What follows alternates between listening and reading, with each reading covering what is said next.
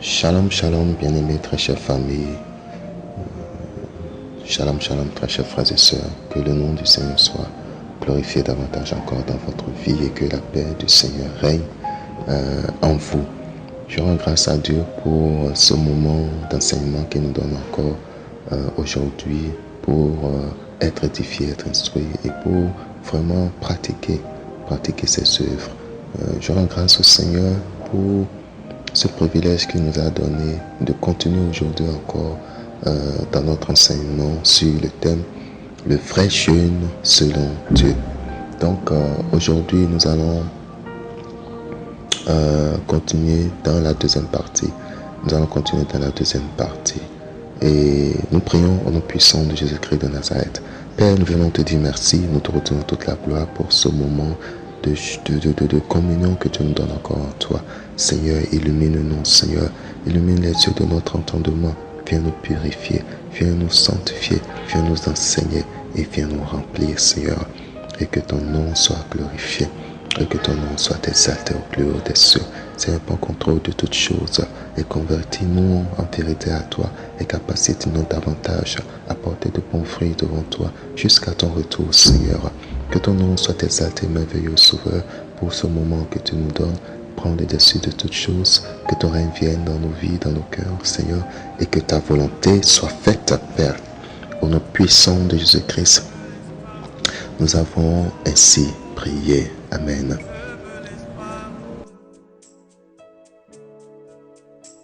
Mon refuge est en toi, oh Dieu. Quand mes ennemis se lèvent contre moi, mais en toi, ma victoire est assurée. Mon refuge est en toi, oh Dieu. Quand mes ennemis se lèvent contre moi, mais en toi, ma victoire est assurée. Comme pour David devant Goliath, comme pour Moïse devant Pharaon, comme pour Daniel dans la fosse au lion, donne-moi de triompher. My God. Comme pour Moïse devant Pharaon, comme pour Daniel dans la fosse au lion, comme pour David devant Goliath, donne-moi de résister. Je veux m'enraciner en toi, Jésus. Je veux m'enraciner en toi, Jésus. Quand viendront le vent et la tempête, donne-moi de résister. Quand viendront le vent et la tempête, donne-moi de résister. Donne-moi de résister. Donne-moi de résister. Donne-moi de résister. Donne-moi de résister. Donne-moi de résister, Yahweh. Oh. Donne-moi de résister. Donne-moi de résister. Donne-moi de résister. Devant les épreuves de ce monde, Jésus, donne-moi de résister. Devant les tentations de ce monde, Yahweh, donne-moi de résister.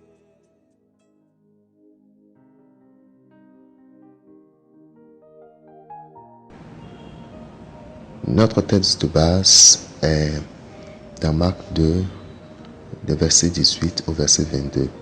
Et la parole dit ceci: les disciples de Jean et les pharisiens jeûnaient. Ils vinrent dire à Jésus: pourquoi les disciples de Jean et ceux des pharisiens jeûnent-ils tandis que tes disciples ne jeûnent point? Jésus leur répondit: Les amis de l'époux peuvent-ils jeûner pendant que l'époux est avec eux? Aussi longtemps qu'ils sont avec l'époux, ils ne peuvent jeûner. Les jours viendront où l'époux leur sera enlevé, et alors ils jeûneront en ce jour-là. Personne ne coud une pièce de drap neuf à un vieil habit, autrement la pièce de drap neuf emporterait une partie du vieux, et la déchirure serait pire. Et personne ne met du vin nouveau dans de vieilles outres, autrement le vin fait rompre les outres, et le vin et les outres sont perdus. Mais il faut mettre le vin nouveau dans des outres neuves. Amen. Alors, nous avons vu dans la première partie la raison majeure pour laquelle nous jeûnons. Et nous avons vu que Dieu n'a pas aboli le jeûne, au contraire, mais que nous jeûnons pour pouvoir voir le Seigneur qui était parmi nous pour un temps et qui a été enlevé et qui reviendra. Et jusqu'à ce qu'il nous revienne, nous jeûnons afin de le voir par l'Esprit, afin de continuer par communier avec lui par l'Esprit. Donc nous jeûnons pour pouvoir voir le Seigneur, pour pouvoir le contempler, afin d'être transformés en la même image de gloire en gloire. Et nous avons vu que lorsque nous jeûnons et que nous parvenons à voir le Seigneur, lorsque le Seigneur nous est manifesté, lorsque le Seigneur nous est révélé, alors le Seigneur change notre vieil habit en un drap neuf. Le Seigneur change notre vieil habit en un habit neuf. Et le Seigneur change notre vieille outre en une outre neuve. Et le Seigneur nous remplit de nouveau vin. Le Seigneur nous remplit de nouveau vin. Le Seigneur nous remplit du vin nouveau. Donc, nous avons vu que ces choses ça se passe et se produisent pendant que nous sommes en train de jeûner. Et nous avons annoncé déjà que aujourd'hui nous allons traiter un peu plus encore en profondeur pour voir ce que cela veut dire vieil habit, nouveau habit, ce que cela veut dire vieille et autre neuve, ce que cela veut dire vin nouveau. Donc, nous bénissons le Seigneur encore une fois pour cette grâce qu'il nous donne de pouvoir vraiment continuer dans cet enseignement. Le verset 21 nous dit, Jésus dit, « Personne ne coud une pièce de drap neuf à un vieil habit ou autrement, la pièce de drap neuf emporterait une partie du vieux et la déchirure serait pire. » Alors, qu'est-ce que le Seigneur veut dire par là? Que pouvons-nous comprendre par là? D'abord, ce que nous apprenons là, c'est que le Seigneur, c'est celui qui nous procure un habit neuf.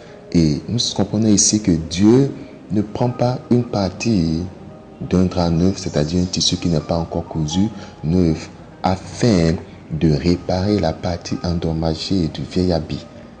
La partie endommagée du vieil habit que notre âme porte, parce qu'ici il s'agit de notre âme, que notre âme porte. Donc déjà ça nous montre déjà un caractère de Dieu. Et même dans le physique, personne d'entre nous ne le fait. Donc, aucun homme ne le fait. Et donc, qu'est-ce que cela veut dire, le vieil habit? Lorsque nous allons lire dans Apocalypse 19, les versets 7 et 8 disent ceci. « Réjouissons-nous et soyons dans l'allégresse et donnons-lui gloire, car les noces de l'agneau, donc Jésus, sont venues et son épouse s'est préparée. Et il lui a été donné de se revêtir d'un fin lin éclatant pur, car le fin lin, ce sont les œuvres justes des saints. Car le fin lin, ce sont les œuvres justes des saints. » Amen. Et donc, nous voyons là très clairement que l'habit neuf, alors qu'il doit être cousu, puisque si le Seigneur ne prend pas une part du drap neuf pour le porter, pour le mettre sur le vieil habit, de peur que cela ne se déchire et que cela soit perdu. Cela veut dire que le Seigneur, lui, il coud carrément un habit neuf, du drap neuf, à notre taille Et maintenant, qu'il nous revêt après que nous soyons retirés séparés du vieil habit. Donc, si le lin, c'est les œuvres justes des saints, ça veut dire que le nouveau habit témoigne au fait des œuvres justes, des œuvres pures que nous faisons. Donc, cela veut dire que l'habit de notre âme, c'est le témoignage des œuvres que nous faisons. Et si nous avons un vieil habit, un habit déchiré, sale, cela veut dire que nous n'avons pas de bonnes œuvres.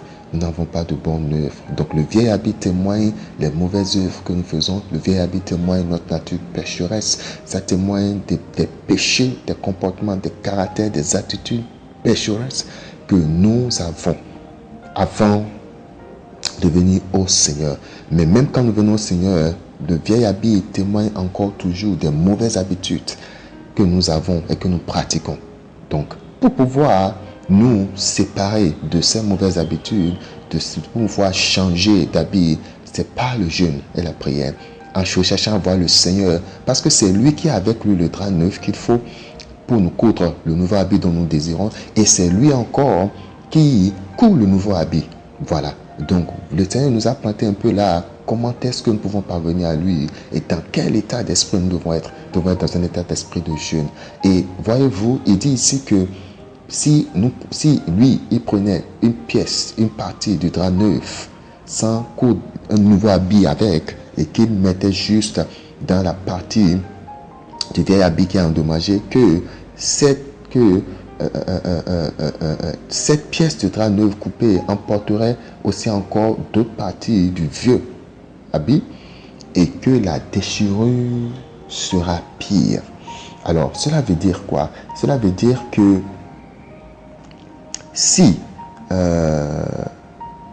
le Seigneur opérait ainsi, c'est que cela engendrait encore la perte de cette âme-là. Cela engendrait encore la perte de cette âme-là. Cela engendrait encore la perte de cette âme. Donc, qu'est-ce que nous pouvons comprendre par là? C'est que si nous avons un mauvais caractère donné, si nous avons des mauvaises actions, des mauvaises œuvres que nous faisons, soit de l'impudicité par exemple, si quelqu'un est tombé dans l'impudicité, et en même temps il est tombé dans l'idolâtrie, en même temps il est tombé dans le mensonge, s'il rentre dans le jeûne et la prière juste pour ne plus mentir, alors le Seigneur ne pourra pas juste prendre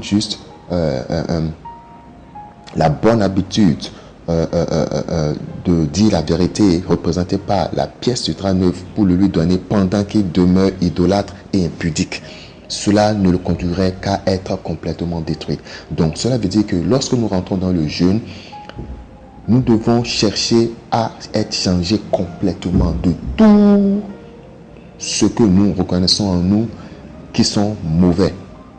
Et ainsi, le Seigneur, lui, qui aussi ne prend pas une pièce de drap neuf pour mettre ça sur un vieil habit, mais qui change carrément le vieil habit pour nous donner la pièce de drap, pour nous donner le nouveau habit cousu, alors c'est qu'il va intervenir parce que nous serions venus vers lui avec des dispositions favorables et acceptables pour lui, pour qu'il puisse opérer. Donc, cela veut dire que nous devons faire tout pour reconnaître en nous toutes les mauvaises choses qui sont en nous. Et lorsqu'on rentre dans le jeûne, c'est pour finir avec toutes ces choses. C'est en cela que notre jeûne serait acceptable. Parce que c'est ceci. Lorsque nous serons dans le jeûne et que nous serons en train de chercher, par exemple, à arrêter du mensonge, et pendant ce temps, c'est que nous penchons en commettant l'idolâtrie dans le jeûne, c'est que notre jeûne est déjà foutu d'avance. Donc ici, le Seigneur nous montre un peu qui il est, le Seigneur nous montre ce que nous devons faire, le Seigneur nous montre quel est ce que lui fait, ce que nous devons viser. Voyez-vous? Et donc ça veut dire que nous n'avons pas intérêt à venir à jeûner juste pour changer un mauvais caractère que nous avons. Mais nous devons jeûner pour changer tous les mauvais caractères. Et donc le Seigneur, quand il vient pour nous donner la robe neuve, c'est-à-dire le pouvoir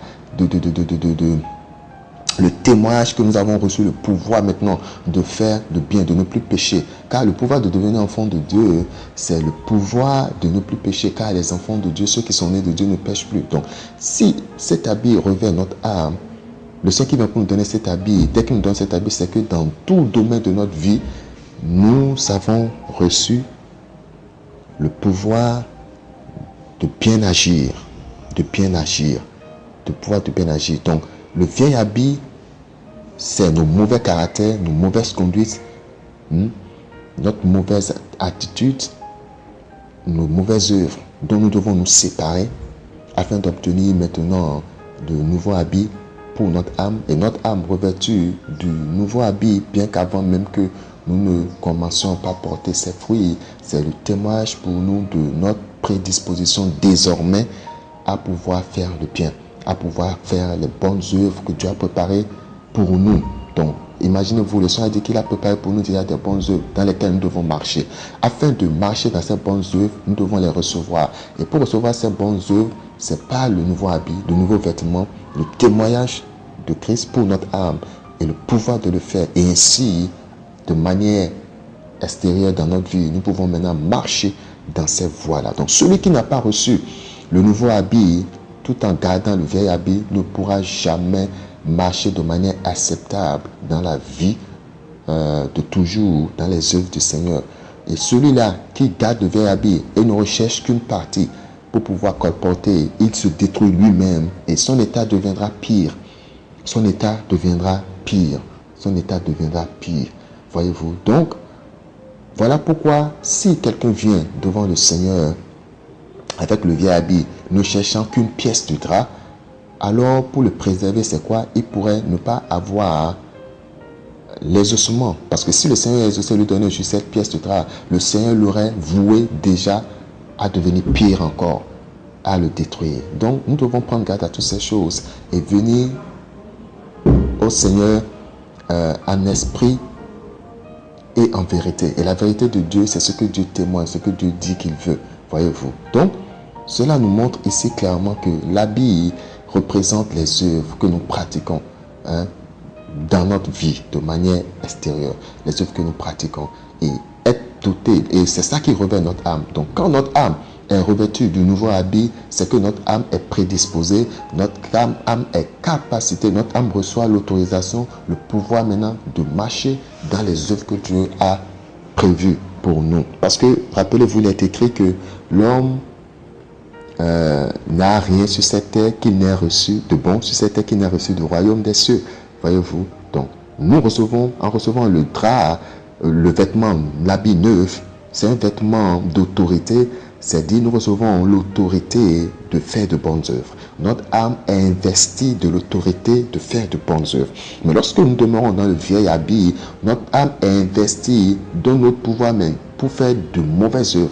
Et il ne saurait, sans recevoir l'autorité de faire de bonnes œuvres, arriver à le faire. Puisque le vieil habit est en esclavage à Satan.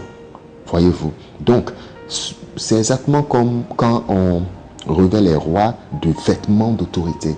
Et là, c'est le témoignage de leur autorité. Et désormais, quand ils commandent, ça suivi de l'autorité. Et tout le monde s'y plie à cause du vêtement qu'ils portent.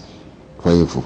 Donc, c'est exactement pourquoi le Seigneur nous donne ce vêtement. Pour que désormais, nous puissions marcher comme enfants de Dieu. Ayant été investi du pouvoir de devenir enfants de Dieu. C'est pour ça qu'il dit à tous ceux qui l'ont reçu, il leur donne le pouvoir de devenir enfant de Dieu. Donc, une chose est de recevoir le Seigneur, mais autre chose est de recevoir le pouvoir de devenir enfant de Dieu. Et ce pouvoir est témoigné par le revêtement de notre âme du nouveau habit que nous portons. Voyez-vous? Amen. Amen. Donc, voilà un peu ce qui régit en termes de l'habit. Mais le Seigneur ne nous donne pas non seulement le pouvoir de devenir enfant de Dieu. Parce que quand tu as l'autorité, il faut maintenant que tu aies la puissance. Il faut que la puissance suive. Voyez, le Seigneur a établi ses disciples. Et il leur a dit, voici, il leur a donné maintenant l'autorité d'aller partout et de prêcher l'évangile. Mais maintenant, il leur a dit, attendez d'abord à Jérusalem jusqu'à ce que vous ne soyez revêtus de la puissance d'en haut. Jusqu'à ce que vous ne recevez de la puissance d'en haut que Dieu a promis par l'Esprit qui va descendre sur vous. Donc, une chose est de recevoir maintenant l'autorité, le pouvoir de devenir enfant de Dieu, mais de recevoir aussi la puissance qui va nous permettre de marcher dans ces voies et de porter ses fruits pour la gloire de Jésus dans notre vie de chaque jour. Et c'est pour ça maintenant que dans le verset 22, il dit, personne ne met du vin nouveau dans de vieilles outres. Donc le vin nouveau ici, c'est la puissance du Saint-Esprit, c'est le Saint-Esprit. Le Saint-Esprit que nous n'avions pas avant quand nous étions dans le monde, portant le vieil habit. Mais une fois que nous sommes investis du pouvoir de devenir enfants de Dieu, nous avons droit à l'Esprit de Dieu, parce que ceux qui n'ont pas l'Esprit de Christ n'appartiennent pas à Christ. Donc, une fois que nous avons l'Esprit et nous avons le pouvoir, nous avons besoin de recevoir le vin nouveau, la puissance du Saint-Esprit que nous n'avions pas avant. Avant, le vieil homme, c'était quoi? C'était le vieil homme portait ses mauvais fruits par la puissance de Satan. Par la puissance de Satan. Étant conduit par les désirs charnels, les passions charnelles. Mais maintenant, une fois devenu spirituel, et dont l'âme est revêtue du pouvoir de devenir avant Dieu, du nouveau habit, alors il a besoin d'être rempli de l'Esprit, de l'onction du Saint-Esprit, de la puissance du Saint-Esprit, afin maintenant de pouvoir marcher pour faire les œuvres de Dieu. Parce que ce n'est pas les œuvres des hommes, ce n'est ni les œuvres de l'ennemi, c'est les œuvres de Dieu. Et donc ce n'est que par la puissance de Dieu qu'on ne peut que faire que les œuvres de Dieu. Par la puissance des hommes, on fait les œuvres des hommes. Et par la puissance de Satan, on fait les œuvres de Satan. Voyez-vous. Donc, voilà pourquoi ici dans le verset 22, maintenant, il continue pour dire que son œuvre ne s'achève pas seulement à nous donner le pouvoir, ce qui est représenté par le drap neuf que nous recevons, mais c'est aussi à nous donner la puissance qu'il faut. Et vous allez voir que dès que nous faisons de mauvaises œuvres, notre vêtement blanc est taché. Notre vêtement blanc est taché dès que nous faisons de mauvaises œuvres. Et là, nous devons encore nous purifier, puisque c'est ayant un vêtement blanc que la puissance de Dieu se manifeste librement pour les bonnes œuvres de Dieu, acceptables à Dieu. Amen. Donc le vin nouveau ici, c'est la puissance du Saint-Esprit, c'est l'Esprit Saint, c'est la vie de l'Esprit que nous devons retrouver non maintenant dans de vieilles outres, mais que nous devons recevoir dans des outres neuves. Donc nous voyons ici que non seulement nous étions habillés d'un vieil habit, mais notre outre aussi était vieille. Et donc cela interpelle le fait que c'est un renouvellement total et complet que Dieu opère en nous dans le jeûne et la prière afin de pouvoir nous utiliser. Voyez-vous, c'est pour ça que c'est écrit dans 1 Thessaloniciens 5, le verset 23, je lis. Il est écrit que le Dieu de paix vous sanctifie lui-même tout entier. Donc c'est un renouvellement entier, vous sanctifie tout entier, et que tout votre être, donc c'est tout l'être, et que tout votre être, l'esprit, l'âme et le corps soient conservés irrépréhensibles, donc soient conservés purs et sains, soient conservés neufs lors de l'avènement de notre Seigneur Jésus-Christ. Donc ce que le Seigneur vient faire dans Marc 2, en nous donnant un vêtement neuf, en nous donnant le nouveau vin, en nous donnant une outre neuve, c'est à garder jusqu'à l'avènement du Seigneur Jésus-Christ.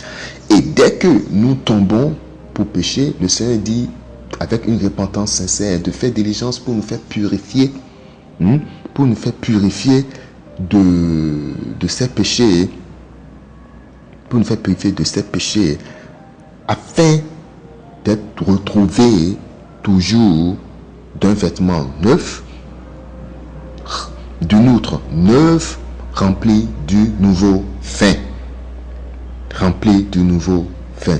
Remplie du nouveau vin. Amen. Et donc, l'outre, ça veut dire quoi? L'outre, c'est quoi l'outre? Qu'est-ce que nous pouvons comprendre par l'outre? Du vin qu'on met dans l'outre neuve. Je voudrais que nous lisons dans le livre de Job 32. Job 32, les versets 19 et 20 disent ceci. Mon intérieur est comme un vin qui n'a pas d'issue, comme des outres neuves qui vont éclater. Je parlerai pour respirer à l'aise. J'ouvrirai mes lèvres et je répondrai. Donc, ici, si nous examinons ce verset, il parle de son intérieur qui est comme un vin qui n'a pas d'issue, donc un vin qui est fermenté. Il dit comme des outres neuves qui vont éclater. Donc, des outres neuves qui vont éclater. Donc, quelle est cette chose en lui, cette outre qui est remplie? pleine à éclater. On va comprendre. Il dit dans le verset 20, je parlerai pour respirer à l'aise. Donc il était rempli de paroles puissantes. Il dit, j'ouvrirai mes lèvres et je répondrai. J'ouvrirai mes lèvres et je répondrai. Alors, qu'est-ce qui était abondant en lui et qu'il voulait s'en vider par les paroles qu'il s'apprêtait à dire? Par les paroles qu'il s'apprêtait à dire. Lorsque nous lisons dans Matthieu 12, le verset 34, le Seigneur parlant aux pharisiens dit ceci, race de vipères, pourriez-vous dire de bonnes choses, méchants comme vous l'êtes, car c'est de l'abondance du cœur que la bouche parle. Donc si c'est de l'abondance du cœur que la bouche parle, et que ce dernier dans Job dit qu'il est comme un vin qui n'a pas d'issue, comme des outres neuves pleines à éclater, dans des outres qui abondent de vin plein à éclater. Il dit, je parlerai pour être à l'aise. Et que ici, le Seigneur dit que c'est de l'abondance du cœur que la bouche parle. Cela veut dire que l'outre, c'est notre cœur. L'outre, c'est notre cœur. L'outre, c'est notre cœur. Et lorsque nous n'avons pas un cœur pur, nous saurions être remplis de l'esprit, de l'onction du Saint-Esprit. Lorsque nous n'avons pas un être purifié complètement, nous saurions être remplis de l'esprit. Et la parole dit que telles sont les pensées d'un homme, tel il est. Donc cela veut dire, et la parole dit de garder notre cœur plus que toute chose, puisque c'est d'elle que sortent les sources de vie, les sources de vie. Et Jésus dit que venez à moi vous tous qui avez soif, et que c'est des sources de vie qui vont jaillir de nous jusqu'à la vie éternelle. Voyez-vous, donc ça veut dire que si tout notre être va être rempli de l'onction du Saint-Esprit, tout ça, cela part de notre cœur. Et donc cela veut dire que tant que nous n'avons pas un cœur neuf, un cœur pur, un cœur renouvelé, nous ne saurions être disposés pour recevoir le vin nouveau. Donc, l'outre, c'est notre cœur. Et l'autre neuve, c'est le nouveau cœur que Dieu nous donne. Il a dit, je leur ôterai le cœur de pierre, qui est l'outre vieille. Je leur donnerai maintenant un cœur de chair. Et les outres, au fait, les outres étaient faits en peau de chèvre, voyez-vous. Donc, les outres n'étaient pas faits en maçonnerie, mais en peau de chèvre, voyez-vous. Donc, il dit, maintenant, je leur donnerai un cœur de chair. Voyez? Il dit, j'écrirai ma parole, je graverai ma parole en eux. Voyez-vous. Donc, cela nous montre ici que l'outre, c'est notre cœur. Et tant que nous gardons un mauvais cœur en nous, l'ancien cœur en nous, même si nous recevions le vêtement neuf, le pouvoir, l'autorité de faire du bien, la capacité de faire du bien, nous n'aurons pas la puissance de le faire. Nous allons vouloir le faire, mais nous n'aurons pas la puissance de le faire parce que notre cœur est mauvais et n'a pas en lui le nouveau vin. Notre cœur aurait en lui l'ancien vin. Et Jésus dit que tant que quelqu'un n'a pas goûté au nouveau vin, il croit que l'ancien est meilleur. Et notre cœur serait toujours rempli de mauvaises pensées, des mauvais raisonnements, des mauvaises semences. Et chaque fois, bien que nous ne voulions pas faire le mal, nous allons toujours finir par le faire. Nous allons toujours finir par le faire. Voilà pourquoi dans Psaume 51, David demande quelque chose de très très intéressant au Seigneur. David lui demande ceci dans Psaume 51.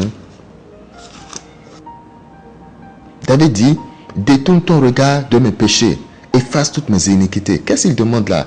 Il demande l'habit nouveau. Et maintenant il dit, crée en moi un cœur pur. Crée en moi un cœur pur. Donc il dit quoi? Crée en moi maintenant, donne-moi une autre neuve. Donne-moi une autre neuve. Et maintenant il continue, il dit, renouvelle en moi un esprit bien disposé. Qu'est-ce qu'il dit là? Mets en moi ton nouveau vin. Et il continue, il dit, ne me rejette pas loin de ta face. Ne me retire pas ton Saint-Esprit. Amen. Amen. Donc, voyez-vous, David a compris que c'est la manière dont Dieu opère. David a compris ces principes. Et voulant être retrouvé avec un habit neuf, voulant être retrouvé avec une outre neuve, voulant être retrouvé à sa mort avec rempli du vin nouveau, ayant toujours le Saint-Esprit en lui et marchant par l'onction, la puissance du Saint-Esprit, il a formulé ses requêtes au Seigneur. Voyez-vous. Donc, qu'est-ce que cela nous dit encore. Qu'est-ce que cela nous dit de la part du Seigneur dans ces paroles dans Marc 2, au verset 22, où il dit, mais il faut mettre le vin nouveau dans des outres neuves. Cela nous montre que le Seigneur, lui, ne remplira pas un cœur impur. Et il a la puissance du Saint-Esprit. Et il a dit toujours que heureux soyez-vous qui aviez le cœur pur parce que vous verrez le Seigneur.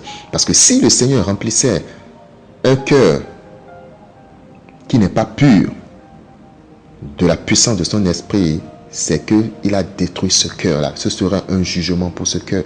Ce cœur serait détruit et il perdra cette âme. Alors que le Seigneur n'est pas venu pour détruire les âmes, mais il est venu en ce temps de grâce. Il est venu pour sauver les vies. Il est venu pour sauver les âmes. Donc il ne saurait répondre à des requêtes ignorantes que nous lui formulons tout en ne cherchant pas d'abord ce que notre cœur soit purifié en lui demandant le Saint-Esprit. Oui, nous devons demander le Saint-Esprit, mais la meilleure voie de le demander, c'est en veillant à acquérir un cœur pur, afin que les conditions soient réunies et prédisposées pour que le Seigneur facilement puisse agir et nous remplir.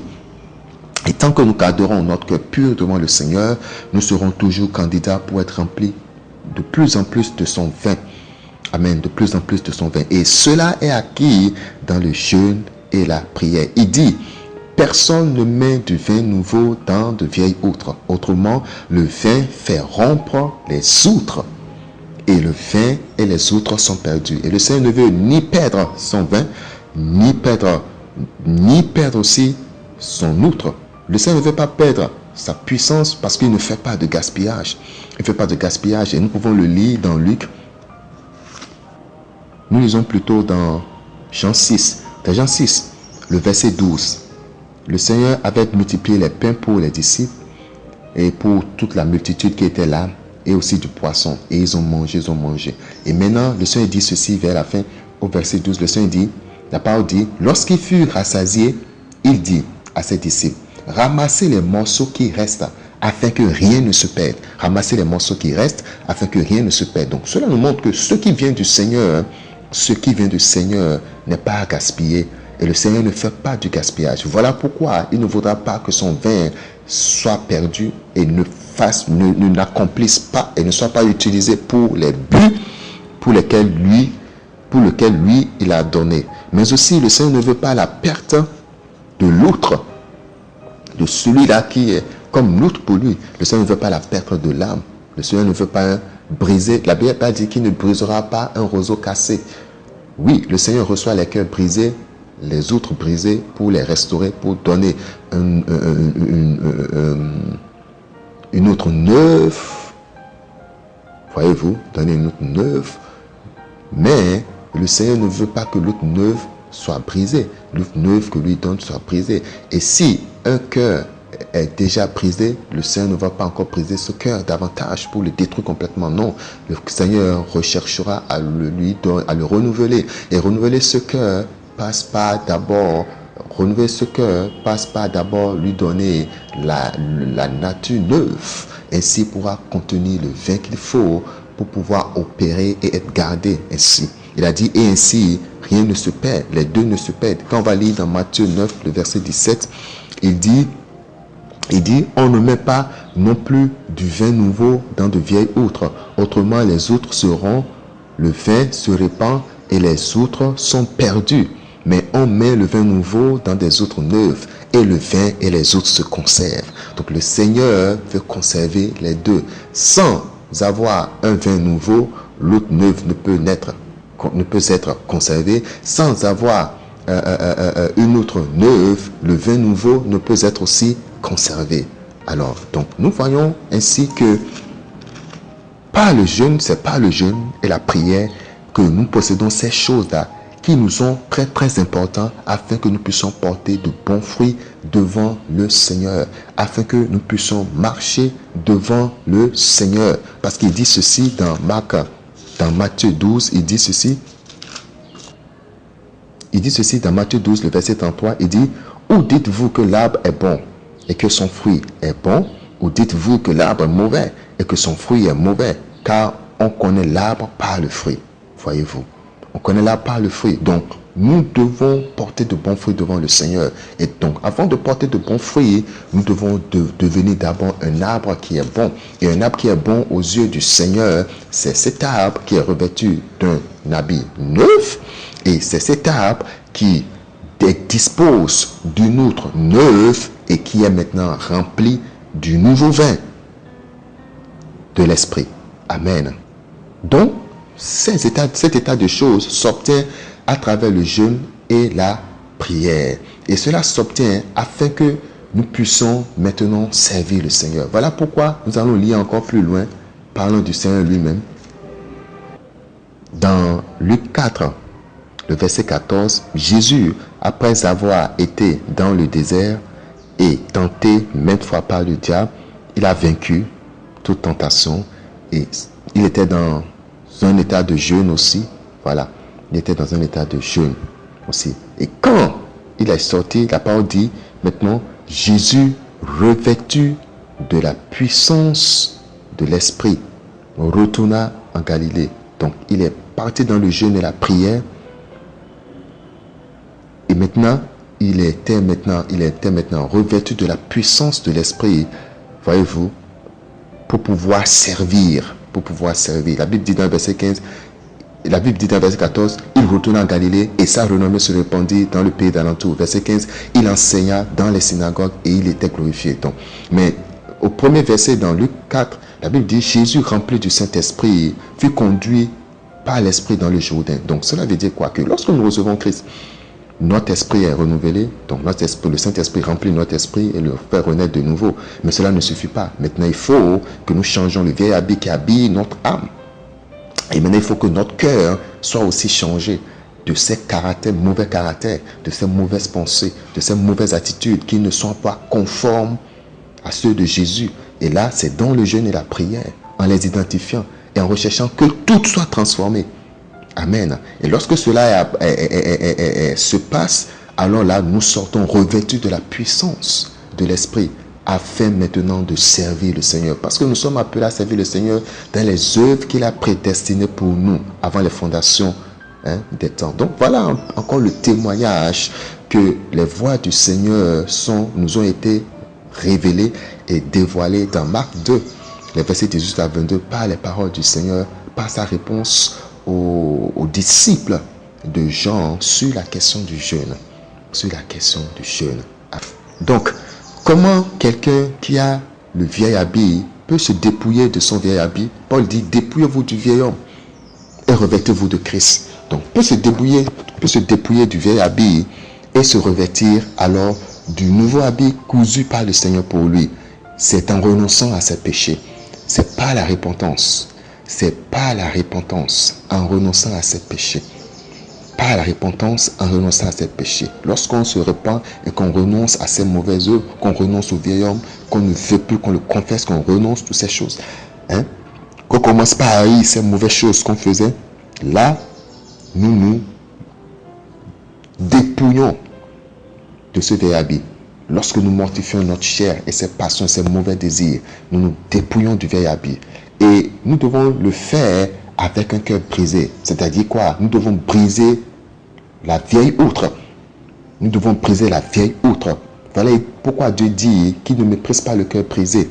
David a dit, tu ne mépriseras pas un cœur brisé. David avait vu ses fautes, avait vu son vieil habit.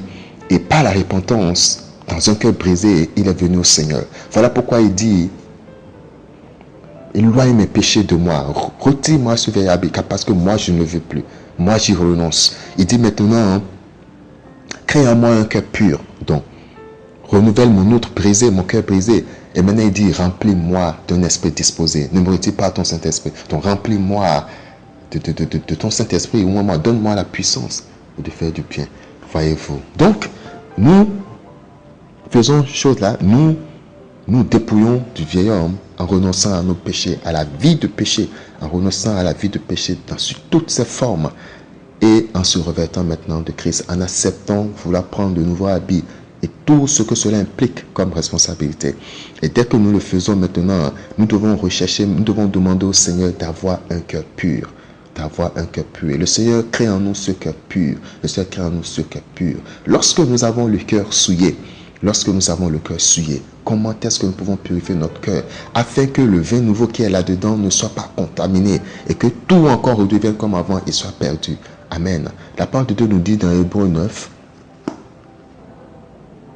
le verset 12, je vais aller à partir du verset 12, Hébreux 9, le verset 12, la parole dit, et il est entré une fois pour toutes dans le lieu très saint, non avec le sang des boucs et des veaux, mais avec son propre sang, ayant obtenu une rédemption éternelle. Maintenant, verset 13. Car si le sang des taureaux et des boucs et la cendre d'une vache répandue sur ceux qui sont souillés sanctifie et procure la pureté de la chair, combien plus le sang de Christ, qui par un esprit éternel s'est offert lui-même sans tache à Dieu, purifiera-t-il votre conscience des œuvres mortes, afin que vous serviez le Dieu vivant.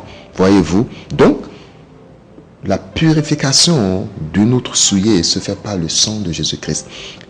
Et cela se fait afin que nous puissions servir le Dieu vivant. Et le service du Dieu vivant se fait non pas par la chair, non pas par la puissance des hommes, mais par la puissance du Saint-Esprit. Cela se fait par la démonstration de la puissance du Saint-Esprit.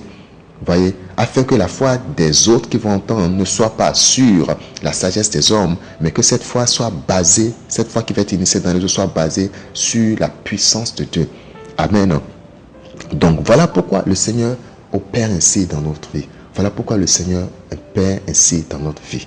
Amen. Donc, bien aimé, voilà un peu ce que le Seigneur nous apprend de ce passage, de cet enseignement sur le jeûne et la prière. Pendant ces jours où nous jeûnons, est-ce que nous jeûnons vraiment pour pouvoir servir le Seigneur avec un habit neuf, avec une outre neuve, avec un nouveau vin? Est-ce que nous jeûnons pour pouvoir quitter complètement le péché, pour pouvoir manifester le caractère de Christ, parlant de l'habit neuf? Est-ce que nous jeûnons pour pouvoir avoir le cœur nouveau, le cœur pur de Jésus-Christ? Est-ce que c'est ça les raisons pour lesquelles nous jeûnons? Est-ce que nous jeûnons pour pouvoir être remplis de nouveau vin? Est-ce que nous jeûnons pour pouvoir être remplis de nouveau vin? Est-ce que nous jeûnons pour pouvoir servir le Seigneur? Pour la plus grande part, nous jeûnons afin de pouvoir être exaucés pour notre voiture. Nous jeûnons afin de pouvoir être exaucés pour notre maison. Nous jeûnons afin de pouvoir être exaucés pour être débarrassés de Jézabel, pour détruire tel hôtel satanique, pour détruire telle chose. Mais est-ce que la finalité, c'est pour servir Dieu? Parce que si la finalité, c'est pour servir Dieu, alors nous allons revenir sur les motifs de nos prières et nos prières vont être beaucoup plus adressées au Seigneur afin d'être revêtis de Christ, étant dépouillés du vieil homme, afin de recevoir un cœur pur qui n'est plus penché vers le péché, mais un cœur pur qui est soumis à l'autorité du Saint-Esprit, soumis au règne de Jésus-Christ. Et maintenant, ce cœur rempli maintenant de la puissance de Dieu, afin que nous n'opérions plus par notre propre entendement, par nos propres pensées charnelles, par notre propre force charnelle, ni par les hommes, mais que nous puissions opérer par la puissance de Dieu dans la foi. Voilà ce que le Seigneur veut de nous. Voilà le jeûne que le Seigneur veut. Voilà les motifs de notre jeûne. Voilà les choses qui doivent envisager notre jeûne. Et nous devons jeûner autant que nécessaire afin d'être vêtus de nouveaux habits, afin d'avoir les caractères de Christ. Donc si, par exemple, dans ta vie, il y a 1, 2, 3, 4 péchés que tu reconnais, tu ne dois pas jeûner pour un seul, tu dois jeûner pour que le tout parte. De tout parte. Et c'est à travers le jeûne et la prière. Et le Seigneur étant avec toi pour te donner le nouveau habit, pour te donner l'autre neuve, pour purifier ton cœur et aussi pour te remplir du Saint-Esprit. Voilà ce que lui fait. Mais toi, tu jeûnes, toi, tu le demandes, toi, tu te dépouilles du vieil habit, tu te sépares du vieil autre pour recevoir maintenant le nouveau, le vin nouveau et le nouveau habit du Seigneur. Et maintenant pour être conduit dans ses œuvres par son esprit. Par son esprit. Voilà un peu ce que nous pouvons dire dans cette deuxième partie du jeûne, de quels doivent être les motifs du jeûne et quelle opération le Seigneur fait. Voilà pourquoi il dit dans les évangiles, il dit que à la fin des temps, des gens vont venir pour dire, nous avons fait ceci, nous avons fait cela en ton nom, nous avons fait des miracles en ton nom. Et il va dire, je ne vous connais pas, vous pratiquants d'iniquité. Pourquoi? Parce qu'ils n'ont pas cherché à sortir des mauvaises habitudes, des iniquités, des mauvaises choses qu'ils faisaient tout en servant le Seigneur. Ils n'ont pas cherché à jeûner afin que le Seigneur puisse leur donner le nouveau habit, afin que le Seigneur puisse leur donner un nouveau cœur, afin que le Seigneur puisse leur remplir de la puissance de marcher dans le bien, afin qu'ils puissent arriver à faire maintenant le bien pour entrer au ciel. Non, ils ont jeûné pour être prospères, ils ont jeûné pour faire les miracles, pour que leur nom soit élevé, mais ils ont oublié cette chose-là. Et le Seigneur dit, je ne vous connais pas. Parce que le Seigneur veut nous connaître par nos moments de jeûne là et par notre quête à avoir, à posséder le nouveau habit, notre quête à posséder le caractère de Christ, notre quête à être revêtu de Christ en tout domaine, notre quête à être blanc et pur devant lui jusqu'à la fin, notre quête à recevoir un cœur nouveau, le cœur de Jésus-Christ, notre quête à être un peu de nouveau vin. Vous allez voir ceci. Nebuchadnezzar, qui avait un cœur humain et donc se comportait comme les hommes charnels et mangeait les choses des hommes charnels et demeurait là où les hommes charnels demeuraient. Dieu a juste changé son cœur, il lui a donné le cœur d'un animal et en même temps là où il a recherché à aller, c'est d'être retrouvé parmi les ânes sauvages qu'il avait maintenant comme demeure là où il restait la brousse. Et maintenant encore, c'est qu'il était nourri d'herbes comme les arbres sauvages, et donc il se comportait comme eux. Donc cela veut dire que dès que quelqu'un réussit à avoir le cœur de Jésus, spontanément, il va demeurer avec Jésus, il va demeurer en Christ, et spontanément aussi, il est prédisposé à agir et se comporter comme Jésus, et demeurer ainsi jusqu'à ce que le Seigneur vienne. Le Seigneur dit que le Seigneur ne se renie pas lui-même. Donc Christ se voit en toi, il ne nous reniera pas. S'il nous voit en nous, il ne nous reniera pas. Mais si nous le rejetons, il a dit que lui-même, il nous rejettera. On dit souvent que Dieu ne rejette personne, il accepte. C'est dans ce moment de la grâce, quand nous allons paraître devant lui, après ce moment de la grâce, si nous l'avons rejeté ici sur la terre, pendant que lui, il nous appelait, mais pour fin, il va nous rejeter. Il va nous rejeter. Et ceux qui sont rejetés sont dans la géhenne. Que cela ne soit pas notre portion, au nom puissant de Jésus-Christ. Donc, le Seigneur veut pour toi et pour moi que nos jeûnes soient pour rechercher l'habit de fin lin. L'habit de fin lin. L'habit de fin lin. Hein, qui recouvre Jésus-Christ et qui est pour nous le témoignage de nos œuvres justes. De nos œuvres justes que nous devons porter. Nous devons jeûner pour rechercher à être dépossédés, à être dépouillés du vieux habit, des mauvais caractères, de nos mauvaises manières de faire, dépouillés des choses que nous faisons qui ne sont pas conformes à l'image de Jésus-Christ. Hein? Que notre caractère soit changé. Parce que même si tu jeûnes et que Dieu te pardonne, mais que ton caractère n'est pas changé, tu retomberas dans le même péché. Donc, allons plus loin, outrepassons le pardon des péchés et recherchons en plus de cela dans le jeûne et la prière que notre caractère soit changé. Recherchons dans le jeûne et la prière à avoir un cœur pur, hein, à ce que le Seigneur puisse créer en nous le cœur de chair, que le Seigneur puisse renouveler notre cœur. Recherchons dans le jeûne et la prière que nous soyons remplis du Saint-Esprit, remplis de la puissance de Dieu, car c'est par son esprit que nous pouvons faire ces choses. Il a dit, ce n'est ni pas votre force, ni pas votre sagesse, mais c'est par mon esprit. Donc, et pour que cela soit par son esprit, il y a des choses que nous devons faire à travers le jeûne et la prière. Le Seigneur a bien montré à ses disciples que certaines choses ne partent que par le jeûne et la prière. Certaines choses qui semblent être comme des montagnes, ils refusent de partir quand on leur ordonne de partir. C'est par le jeûne et la prière que cela se fait. Mais le Seigneur nous bénit en venant nous donner des choses, hein,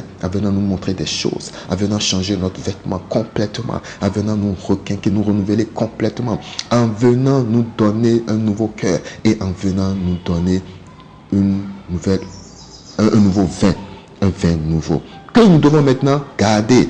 Parce que même si tu reçois l'habit neuf de Jésus, cet habit n'est pas exempté de la possibilité de se souiller. Donc, si tu ne prends pas garde à tes œuvres, si tu commets de mauvaises œuvres, ça va souiller ton habit. C'est le sang de Jésus qui purifie cet habit-là, pas une repentance sincère, pendant que Dieu fait encore grâce, afin d'être retrouvé pur et saint devant lui.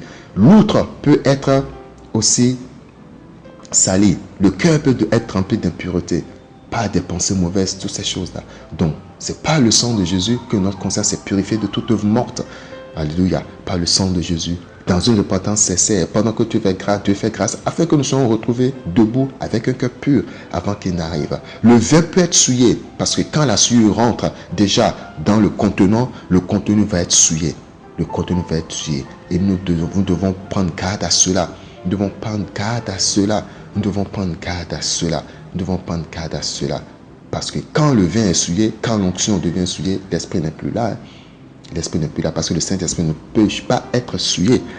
Le Saint-Esprit ne peut pas être souillé. Mais quand la vase n'est pas propre, ce qui sort n'est pas vraiment exempt d'impureté.